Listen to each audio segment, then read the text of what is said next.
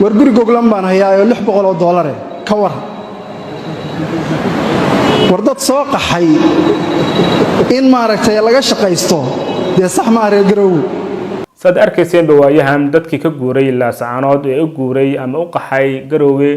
ala guri waxa loogu kareenayay lacag ka badan $900 taasna waxay ku tusinaysaa dadka deegaanka u ahaa Laascaanood in si kastaba looga macaashay dadkooda mid walba ayaa kamid ah waxa uu ku hubeysan yahay qoriga loo yaqaan RPG ama sabanka gurigii ay dudumyaanba ayaga sawirnaya waxana u dirayaan dadka qurba joogta ah ayagoo u sheegaya in xaalka Laascaanood uu sida uu yahay isla markaana ay duqeymo ka geysanayso Somaliland ayagoo markaasi kaga qaadanayo lacag fara badan askariga xabadda ridaya waxa uu rabaa in xabadda ay sii socoto si uu dhaqaale fara badan u helo midka social media propagandada ku qoraya waxa uu rabaa in ay colaadaha sii socdaan si uu dhaqaale uga sameeyo midka kicinaya qabaa'ilada isla markaana u durbaantumaya colaada waxa uu ku xisaabtamaya jeebkiisa isla markaana wuxuu ka shaqeynayaa sidii uu dagaalka u sii socon lahaa qabaa'il kasta ilaahay dadkoodu meelba ku beeray dadka dagaal Laascaanood waa jaamac siyaad cidda maatidooda lagu dul dagaalamayana waa jaamac siyaad cidda hantidooda iyo magaaladooda burbureysana waa jaamac siyaad ayagoo isla markaana magaalooyinkii ay ka soo duulaan tageena ay yihiin nabad dadkooda iyo ubadkooduna ay nabad ku seexanayaan ayay waxay ku dul dagaalamayaan waa maatidii iyo magaaladii jaamac siyaad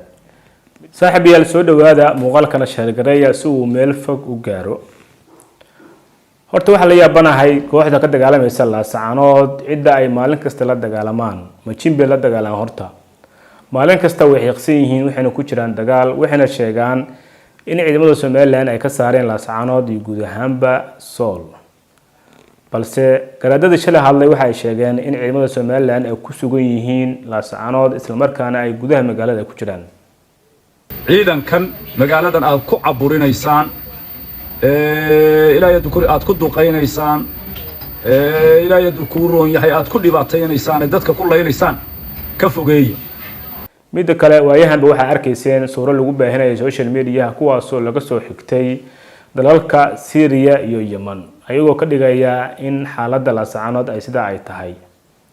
misweydiisay sababta ay sida ay u sameynayaan haddaba ana ku sheegayo meesha waxa soo galay ila dhaqaale dagaalkina waxa uu isku bedelay dagaal lagu fushanayo mashaariic ay ku baxayso lacag fara badan dagaalkana uma dhaxeeyo Somaliland iyo dadka deegaanka balse waxa uu u dhaxeeyaa koox abaabulan oo caloosho shaqaystayaal ah iyo kooxo ka tirsan qurba joogta kooxdan abaabulan waxay ka macaashayaan ama ay ka ganacsanayaan dadka deegaanka dhiigooda iyo hantidooda guryaha aad aragteen ee dudunsan qaarkood ayaga ayaa dudumiyay dadkana ayaga leenaya mid walba ayaa kamid ah waxa uu ku hubeysan yahay qoriga loo yaqaan RPG ama sabanka gurigii ay dudumyaanba ayaga sawirnaya waxana u dirayaan dadka qurba joogta ah ayagoo u sheegaya in xaalka Laascaanood uu sida uu yahay isla markaana ay duqeymo ka geysanayso Somaliland ayagoo markaasi kaga qaadanayo lacag fara badan askariga xabadda ridaya waxa uu rabaa in xabadda ay sii socoto si uu dhaqaale fara badan u helo midka social media propagandada ku qoraya waxa uu rabaa in ay colaadaha sii socdaan si uu dhaqaale uga sameeyo midka kicinaya qabaa'ilada isla markaana u durbaantumaya colaada waxa uu ku xisaabtamaya jeebkiisa isla markaana wuxuu ka shaqeynayaa sidii uu dagaalka u sii socon lahaa inta aan soo sheegaba waxay ka midaysan yihiin hal midaas oo ah gurigaas waxa kaloo jira koox kale oo ayaguna doonaya maamulka inay gacanta ku dhigaan Laascaanood iyo guud ahaanba Sool qabaa'il kasta ilaahay dadkoodu meelba ku beeray dadka dagaal Laascaanood waa jaamac siyaad cidda maatidooda lagu dul dagaalamayana waa jaamac siyaad cidda hantidooda iyo magaaladooda burbureysana waa jaamac siyaad midka ka soo duulaan tagay dhahar midka ka soo duulaan tagay Itoobiya jigjiga iyo midka ka soo duulaan tagay Garowe iyo midka ka soo duulaan tagay Boosaaso iyo midka ka soo duulaan tagay Qardho waxa ay duulaan ku yihiin isla markaana ay ku dul dagaalamayaan waa maatidii iyo hantidii iyo magaaladii jaamac siyaad